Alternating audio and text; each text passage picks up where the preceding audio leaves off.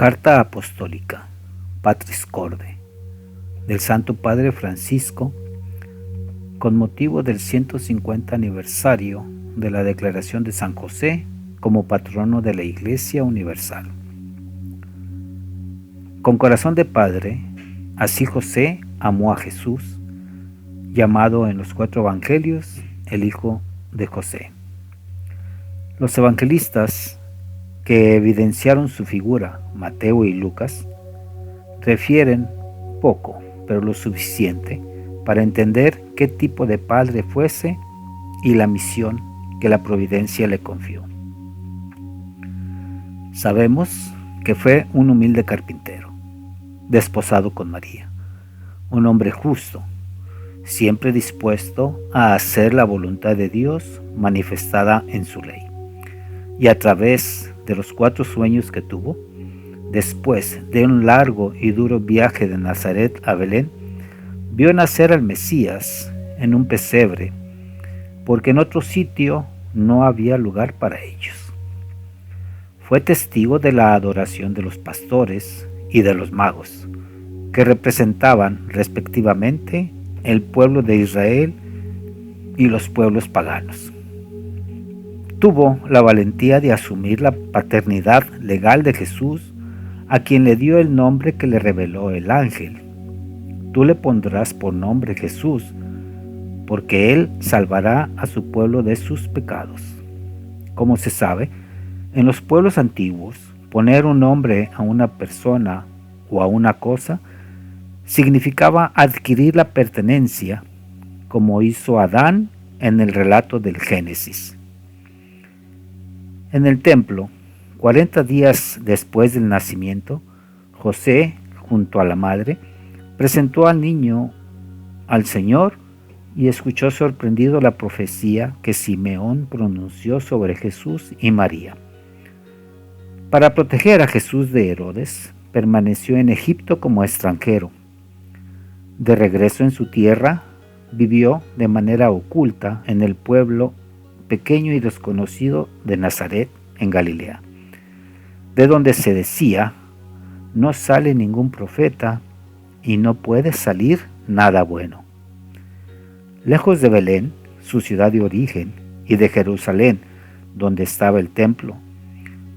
Cuando durante una peregrinación a Jerusalén perdieron a Jesús, que tenía 12 años, él y María lo buscaron angustiados y lo encontraron en el templo mientras discutía con los doctores de la ley. Después de María, Madre de Dios, ningún santo ocupa tanto espacio en el magisterio pontificio como José, su esposo. Mis predecesores han profundizado en el mensaje contenido en los pocos datos transmitidos por los evangelios para destacar su papel central en la historia de la salvación. El beato Pío IX lo declaró patrono de la Iglesia Católica. El venerable Pío XII lo presentó como patrono de los trabajadores. Y San Juan Pablo II como custodio del Redentor. El pueblo lo invoca como patrono de la buena muerte. Por eso, al cumplirse 150 años de que el beato Pío IX, el 8 de diciembre de 1870, lo declarara como patrono de la Iglesia Católica, quisiera, como dice Jesús, que la boca hable de aquello de lo que está lleno el corazón, para compartir con ustedes algunas reflexiones personales sobre esta figura extraordinaria, tan cercana a nuestra condición humana.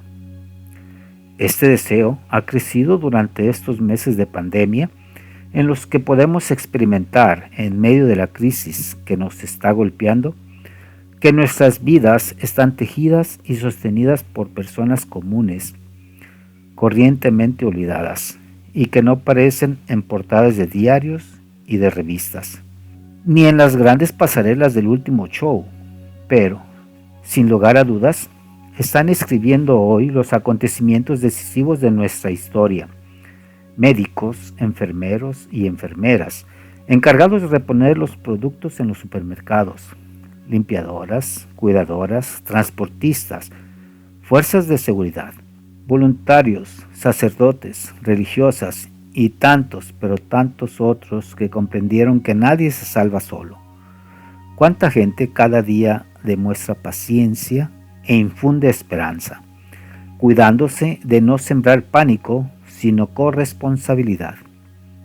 Cuántos padres, madres, abuelos y abuelas, docentes, muestran a nuestros niños con gestos pequeños y cotidianos cómo enfrentar y transitar una crisis readaptando rutinas, levantando miradas e impulsando la oración.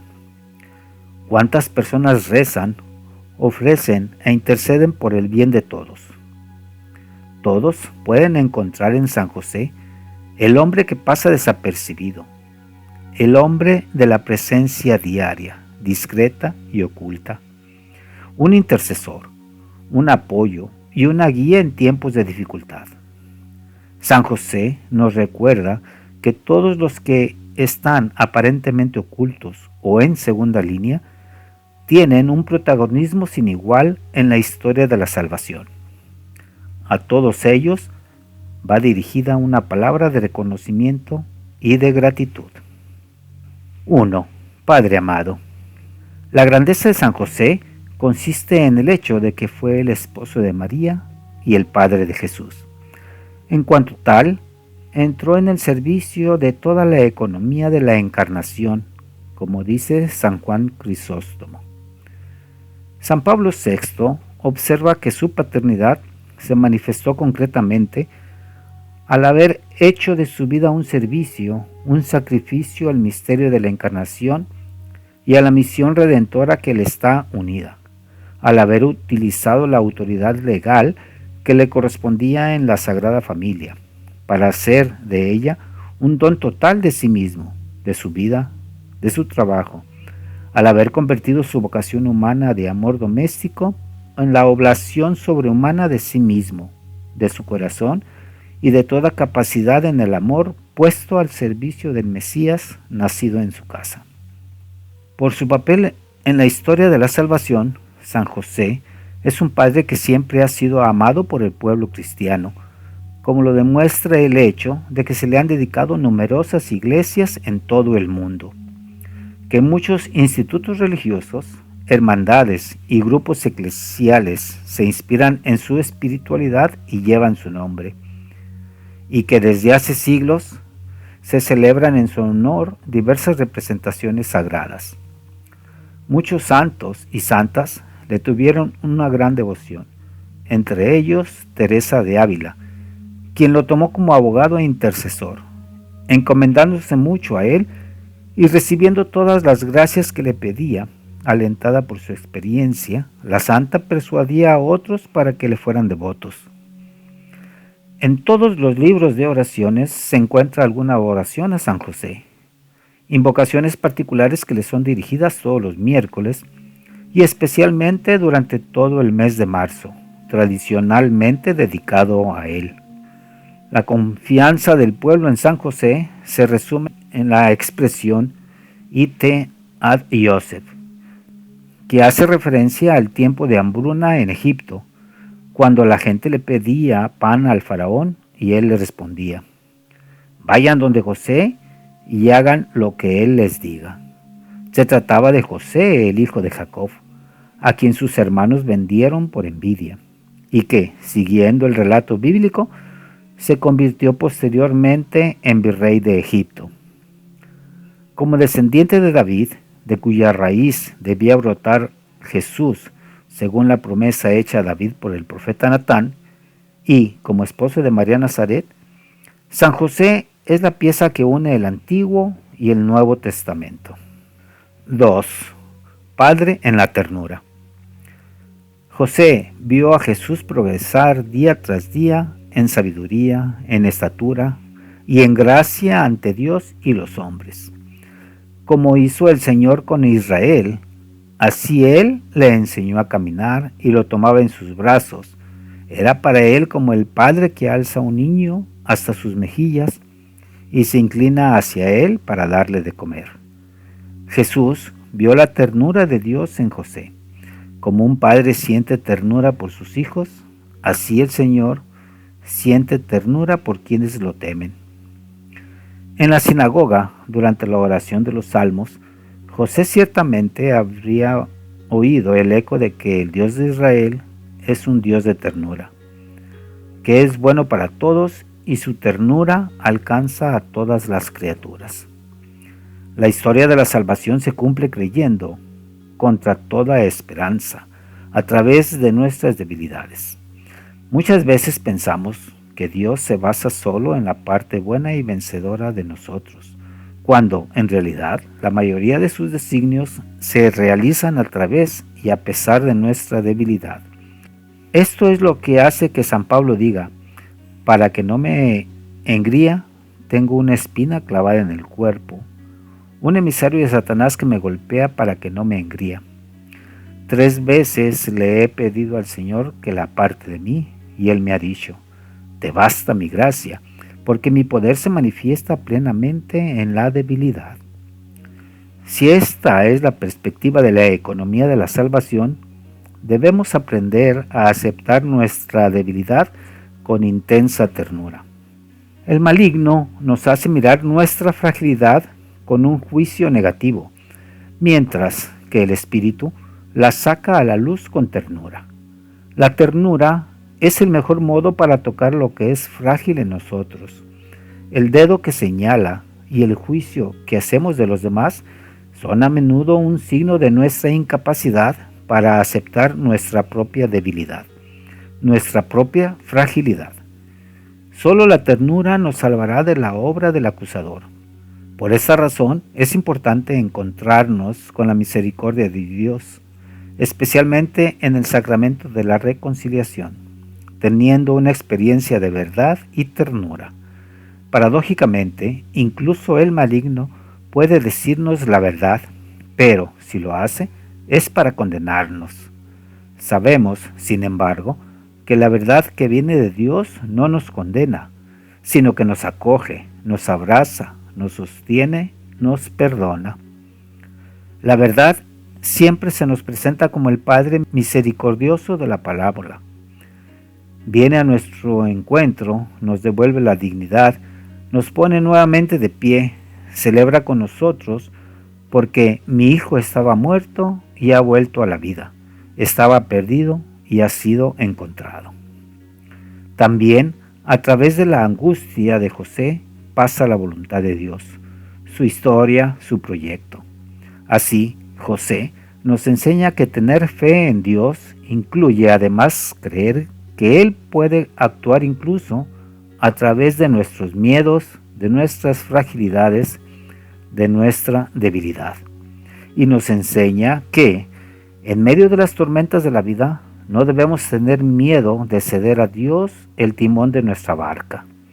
A veces nosotros quisiéramos tener todo bajo control, pero Él tiene siempre una mirada más amplia. 3. Padre en la obediencia. Así como Dios hizo con María cuando le manifestó su plan de salvación, también a José le reveló sus designios y lo hizo a través de sueños que, en la Biblia, como en todos los pueblos antiguos, eran considerados uno de los medios por los que Dios manifestaba su voluntad. José estaba muy angustiado por el embarazo incomprensible de María. No quería denunciarla públicamente, pero decidió romper su compromiso en secreto. En el primer sueño, el ángel lo ayudó a resolver su grave dilema. No temas aceptar a María, tu mujer, porque lo engendrado en ella proviene del Espíritu Santo. Dará a luz un hijo y tú le pondrás por nombre Jesús, porque él salvará a su pueblo de sus pecados. Su respuesta fue inmediata. Cuando José despertó del sueño, hizo lo que el ángel del Señor le había mandado. Con la obediencia superó su drama y salvó a María. En el segundo sueño, el ángel ordenó a José: levántate, toma contigo al niño y a su madre y huye a Egipto. Quédate allí hasta que te diga, porque Herodes va a buscar al niño para matarlo. José no dudó en obedecer, sin cuestionarse acerca de las dificultades que podía encontrar. Se levantó, tomó de noche al niño y a su madre y se fue a Egipto, donde estuvo hasta la muerte de Herodes. En Egipto, José esperó con confianza y paciencia el aviso prometido por el ángel para regresar a su país. Y cuando, en un tercer sueño, el mensajero divino, después de haberle informado que los que intentaban matar al niño habían muerto, le ordenó que se levantara, que tomase consigo al niño y a su madre, y que volviera a la tierra de Israel. Él, una vez más, obedeció sin vacilar. Se levantó, tomó al niño y a su madre, y entró en la tierra de Israel. Pero durante el viaje de regreso, al enterarse de que Arquelao reinaba en Judea en lugar de su padre Herodes, tuvo miedo de ir allí y, avisado en sueños, y es la cuarta vez que sucedió, se retiró a la región de Galilea y se fue a vivir a un pueblo llamado Nazaret. El evangelista Lucas, por su parte, relató que José afrontó el largo e incómodo viaje de Nazaret a Belén, según la ley del censo del emperador César Augusto, para empadronarse en su ciudad de origen. Y fue precisamente en esta circunstancia que Jesús nació y fue asentado en el censo del imperio, como todos los demás niños. San Lucas, en particular, se preocupó de resaltar que los padres de Jesús observaban todas las prescripciones de la ley, los ritos de la circuncisión de Jesús, de la purificación de María después del parto, de la presentación del primogénito a Dios. En cada circunstancia de su vida, José supo pronunciar su fiat, como María en la Anunciación y Jesús en Getsemaní. José, en su papel de cabeza de familia, enseñó a Jesús a ser sumiso a sus padres, según el mandamiento de Dios. En la vida oculta de Nazaret, bajo la guía de José, Jesús aprendió a hacer la voluntad del Padre. Dicha voluntad se transformó en su alimento diario, incluso en el momento más difícil de su vida, que fue en Getsemaní. Prefirió hacer la voluntad del Padre y no la suya propia, y se hizo hombre obediente hasta la muerte de cruz. Por ello, el autor de la carta a los Hebreos incluye que Jesús aprendió sufriendo a obedecer. Todos estos acontecimientos muestran que José ha sido llamado por Dios para servir directamente a la persona y a la misión de Jesús mediante el ejercicio de su paternidad. De este modo, Él coopera en la plenitud de los tiempos, en el gran misterio de la redención, y es verdaderamente ministro de salvación. 4. Padre en la acogida. José acogió a María sin poner condiciones previas. Confió en las palabras del ángel. La nobleza de su corazón le hace supeditar a la caridad lo aprendido por ley. Y hoy, en este mundo donde la violencia psicológica, verbal y física sobre la mujer es patente, José se presenta como figura de varón respetuoso, delicado, que, aun no teniendo toda la información, se decide por la fama, dignidad y vida de María. Y, en su duda de cómo hacerlo mejor, Dios lo ayudó a optar iluminando su juicio. Muchas veces ocurren hechos en nuestra vida cuyo significado no entendemos. Nuestra primera reacción es a menudo de decepción y rebelión. José deja de lado sus razonamientos para dar paso a lo que acontece y, por más misterioso que le parezca, lo acoge, asume la responsabilidad y se reconcilia con su propia historia. Si no nos reconciliamos con nuestra historia, ni siquiera podemos dar el paso siguiente, porque siempre seremos prisioneros de nuestras expectativas y de las consiguientes decepciones. La vida espiritual de José no nos muestra una vía que explica, sino una vía que acoge. Solo a partir de esta escogida, de esta reconciliación, podemos también intuir una historia más grande, un significado más profundo. Parecen hacerse eco las ardientes palabras de Job, que, ante la invitación de su esposa a rebelarse contra todo el mal que le sucedía, respondió: si aceptamos de Dios los bienes, ¿no vamos a aceptar los males? José no es un hombre que se resigna pasivamente. Es un protagonista valiente y fuerte. La acogida es un modo por el que se manifiesta en nuestra vida el don de la fortaleza que nos viene del Espíritu Santo. Solo el Señor puede darnos la fuerza para acoger la vida tal como es, para hacer sitio incluso a esta parte contradictoria, inesperada y decepcionante de la existencia. La venida de Jesús en medio de nosotros es un regalo del Padre, para que cada uno pueda reconciliarse con la carne de su propia historia, aunque no la comprenda del todo. Como dijo Dios a nuestro santo José: hijo de David, no temas. Parece repetirnos también a nosotros: no tengan miedo. Tenemos que dejar de lado nuestra ira y decepción y hacer espacio, sin ninguna resignación mundana y con una fortaleza llena de esperanza, a lo que no hemos elegido, pero está allí. Acoger la vida de esta manera nos introduce en un significado oculto. La vida de cada uno de nosotros puede comenzar de nuevo milagrosamente, si encontramos la valentía para vivirla según lo que nos dice el Evangelio. Y no importa si ahora todo parece haber tomado un rumbo equivocado y si algunas cuestiones son irreversibles. Dios puede hacer que las flores broten entre las rocas. Aun cuando nuestra conciencia nos reprocha algo, Él es más grande que nuestra conciencia y lo sabe todo.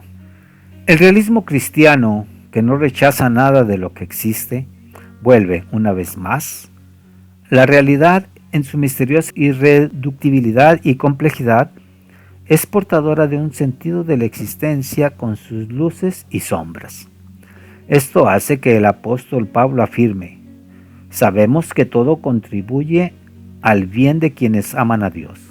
Y San Agustín añade: aunque lo que llamamos mal, en esta perspectiva general, la fe da sentido a cada acontecimiento feliz o triste.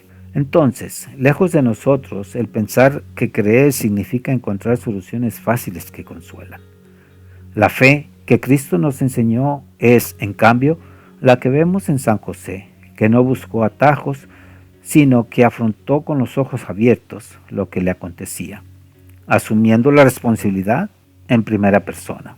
La acogida de José nos invita a acoger a los demás, sin exclusiones, tal como son, con preferencia por los débiles, porque Dios elige lo que es débil. Es padre de los huérfanos y defensor de las viudas, y nos ordena amar al extranjero. Deseo imaginar que Jesús tomó de las actitudes de José el ejemplo para la parábola del hijo pródigo y el padre misericordioso. 5. Padre de la valentía creativa.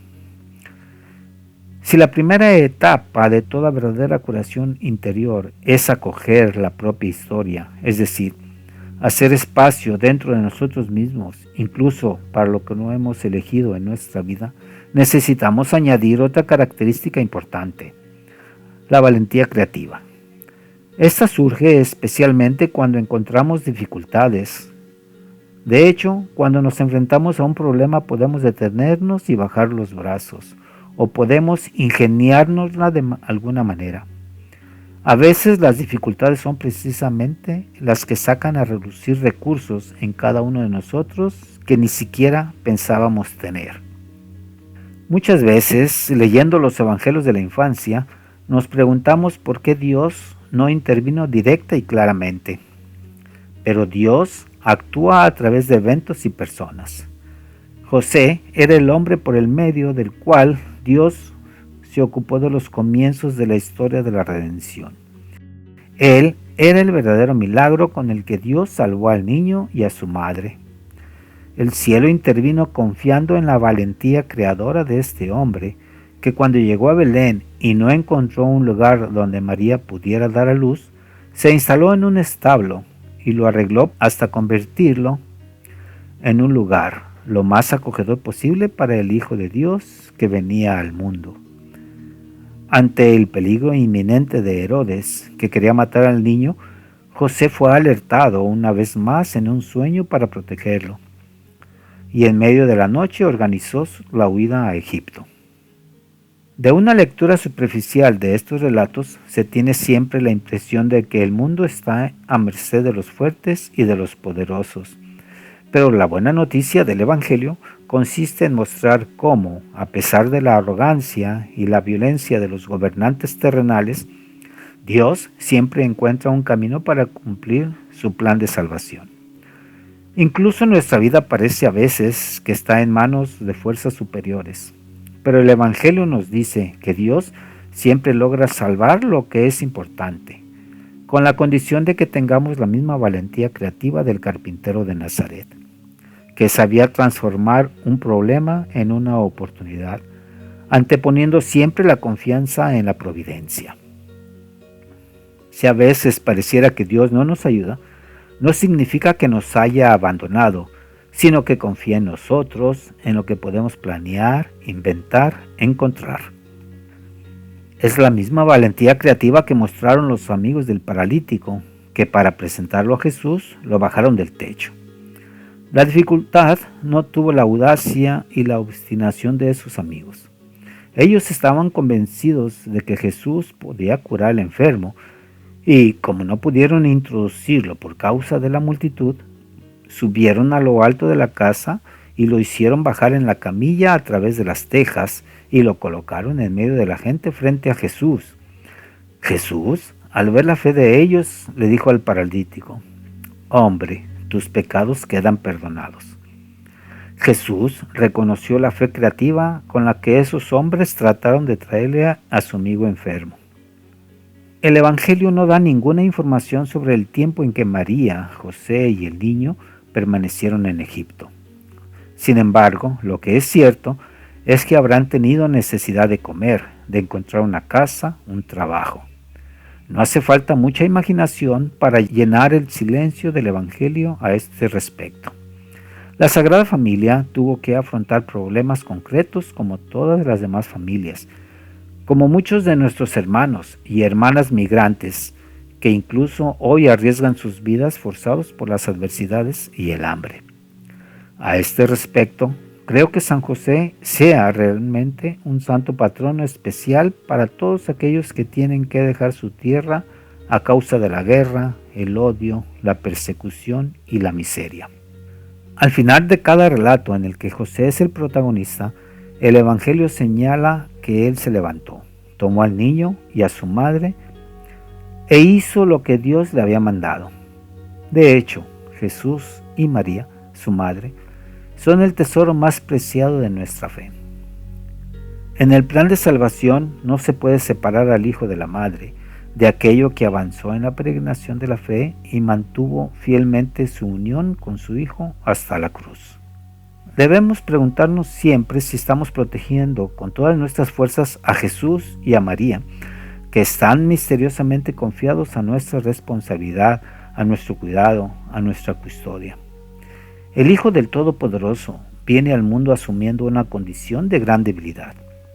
Necesita de José para ser defendido, protegido, cuidado, criado. Dios confía en este hombre del mismo modo que lo hace María, que encuentra en José no solo al que quiere salvar su vida, sino al que siempre velará por ella y por el niño. En este sentido, San José no puede dejar de ser el custodio de la Iglesia, porque la Iglesia es la extensión del cuerpo de Cristo en la historia. Y al mismo tiempo, en la maternidad de la Iglesia se manifiesta la maternidad de María. José, a la vez que continúa protegiendo a la Iglesia, sigue amparando al niño y a su madre. Y nosotros también, amando a la Iglesia, continuamos amando al niño y a su madre. Este niño es el que dirá: les aseguro que siempre que ustedes lo hicieron con uno de estos, mis hermanos más pequeños, conmigo lo hicieron. Así, cada persona necesitada, cada pobre, cada persona que sufre, cada moribundo, cada extranjero, cada prisionero, cada enfermo, son el niño que José sigue custodiando, Por eso se invoca a San José como protector de los indigentes, los necesitados, los exiliados, los afligidos, los pobres, los moribundos. Y es por lo mismo que la Iglesia no puede dejar de amar a los más pequeños, porque Jesús ha puesto en ellos su preferencia, se identifica personalmente con ellos. De José debemos aprender el mismo cuidado y responsabilidad, amar al niño y a su madre, amar los sacramentos y la caridad, amar a la Iglesia y a los pobres. En cada una de estas realidades está siempre el niño y su madre. 6. Padre trabajador. Un aspecto que caracteriza a San José y que se ha destacado desde la época de la primera encíclica social, la Rerum Novarum de León XIII, es su relación en el trabajo. San José era un carpintero que trabajaba honestamente para asegurar el sustento de su familia. De él, Jesús aprendió el valor, la dignidad y la alegría de lo que significa comer el pan que es fruto del propio trabajo. En nuestra época actual, en la que el trabajo parece haber vuelto a representar una urgente cuestión social y el desempleo alcanza a veces niveles impresionantes, aún en aquellas naciones en las que durante décadas se ha experimentado un cierto bienestar, es necesario, con una conciencia renovada, comprender el significado del trabajo que da dignidad y del que nuestro santo es un patrono ejemplar. El trabajo se convierte en participación en la obra de la salvación, en oportunidad para acelerar el advenimiento del reino, para desarrollar las propias potencialidades y cualidades, poniéndolas al servicio de la sociedad y de la comunión. El trabajo se convierte en ocasión de realización no solo para uno mismo, sino sobre todo para ese núcleo original de la sociedad que es la familia.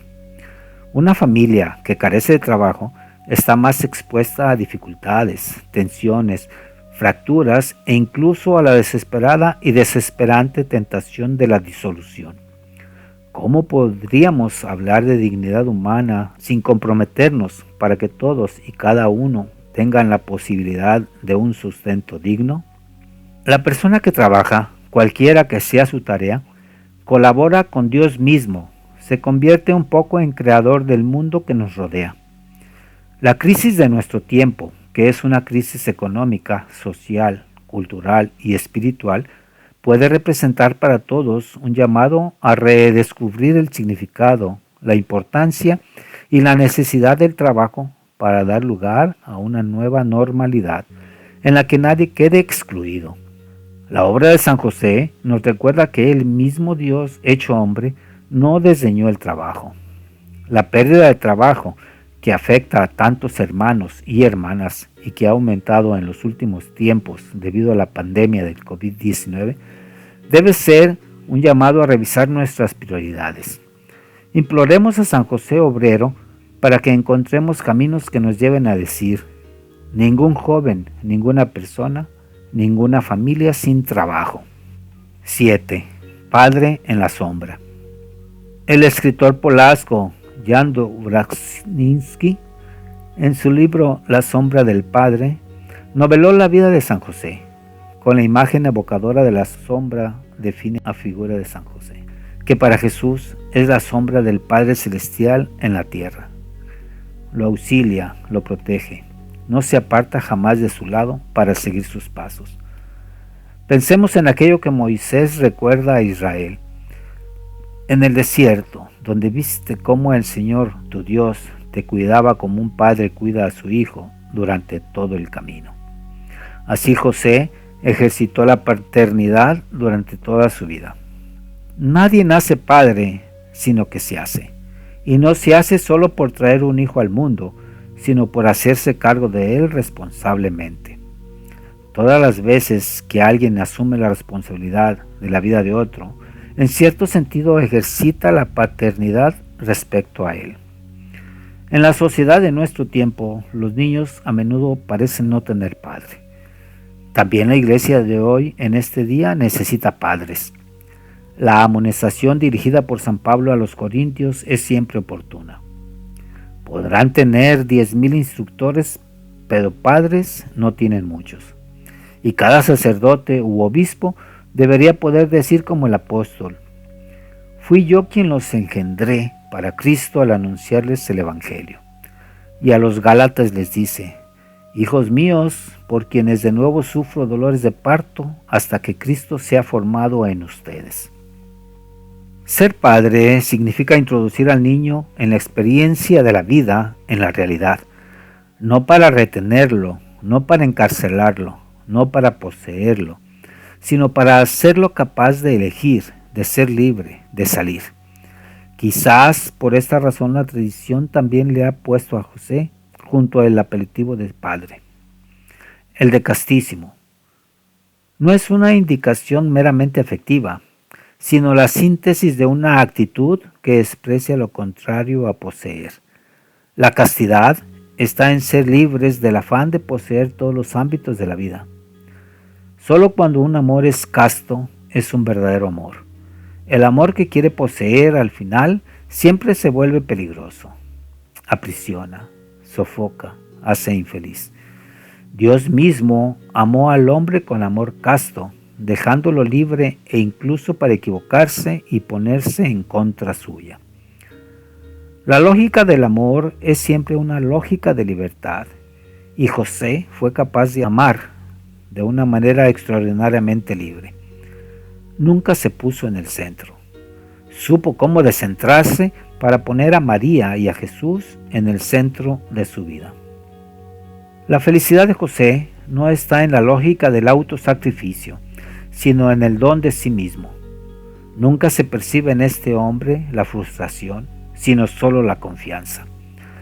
Su silencio persistente no contempla quejas, sino gestos concretos de confianza. El mundo necesita padres, rechaza a los amos, es decir, rechaza a los que quieren usar la posesión del otro para llenar su propio vacío. Rehúsa a los que confunden autoridad con autoritarismo, servicio con servilismo, confrontación con opresión, caridad con asistencialismo, fuerza con destrucción. Toda vocación verdadera nace del don de sí mismo, que es la maduración del simple sacrificio. También en el sacerdocio y la vida consagrada se requiere este tipo de madurez. Cuando una vocación, ya sea en la vida matrimonial, célibe o virginal, no alcanza la madurez de la entrega de sí misma deteniéndose solo en la lógica del sacrificio, entonces, en lugar de convertirse en signo de la belleza y la alegría del amor, corre el riesgo de expresar infelicidad, tristeza y frustración. La paternidad, que rehúsa la tentación de vivir la vida de los hijos, está siempre abierta a nuevos espacios. Cada niño lleva siempre consigo un misterio, algo inédito que solo puede ser revelado con la ayuda de un padre que respete su libertad. Un padre que es consciente de que completar su acción educativa y de que vive plenamente su paternidad solo cuando se ha hecho inútil, cuando ve que el hijo ha logrado ser autónomo y camina solo por los senderos de la vida, cuando se pone en la situación de José, que siempre supo que el niño no era suyo, sino que simplemente había sido confiado a su cuidado. Después de todo, eso es lo que Jesús sugiere cuando dice: no llamen Padre a ninguno de ustedes en la tierra, pues uno solo es su Padre, es el del cielo. Siempre que nos encontremos en la condición de ejercer la paternidad, debemos recordar que nunca es un ejercicio de posesión, sino un signo que nos evoca una paternidad superior. En cierto sentido, todos nos encontramos en la condición de José, sombra del único Padre Celestial, que hace salir el sol sobre malos y buenos y manda la lluvia sobre justos e injustos, y sombra que sigue al Hijo. Levántate, toma contigo al niño y a su madre, dijo Dios a San José. El objetivo de esta carta apostólica es que crezca el amor a este gran santo para ser impulsados a implorar su intercesión e imitar sus virtudes, como también su resolución.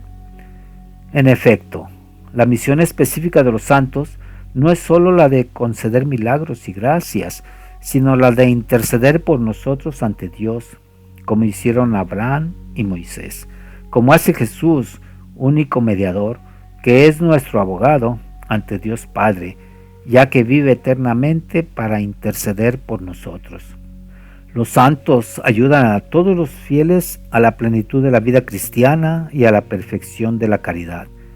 Su vida es una prueba concreta de que es posible vivir el Evangelio. Jesús dijo: aprendan de mí, que soy manso y humilde de corazón. Y ellos, a su vez, son ejemplos de vida a imitar. San Pablo exhortó explícitamente: vivan como imitadores míos. San José lo dijo a través de su elocuente silencio.